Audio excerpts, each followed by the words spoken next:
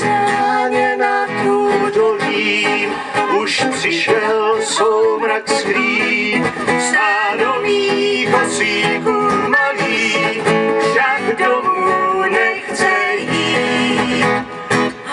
Hou, hou, rozlučte se už s hospinou, jděte domů, jupijou.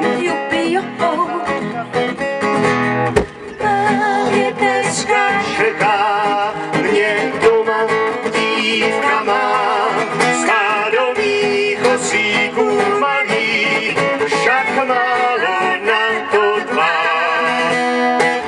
Hou, hou, rozlučte se s hospinou a jděte domů, jupijou. Byla je se mnou a všechno šlo už spát. Stádo mých osíků malý si hýká po hradách.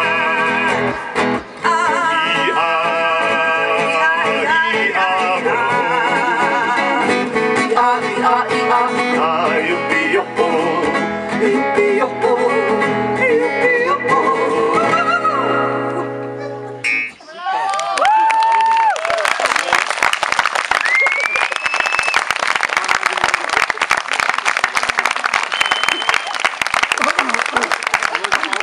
Přátelé, kamarádi, My si z toho neděláme srandu. Ano, opravdu nechtěl bych, aby to takto vyznělo. Tohle to byla opravdu jedna z nejstarších tremských písní známých. A my jsme ji načuchali od našich kamarádů, a to můžu říct skutečně upřímně, od našich kamarádů z Červánků, duo Červánek, Fifák a Gibson. Já ostatně jsem byl sám velmi, řekl bych, ortodoxním a velmi dřevním trampem, když jsem začínal jezdit. Já jsem si dokonce velmi pečlivě hlídal správný poměr zelené ku hnědé na svých mundurech. Honza měl i takovou tu kozu na zádech, viď? No, tele, výborně. Nemusíš mi... Kozu mám teď, ale Nemusíš mi... tehdy jsem měl tele.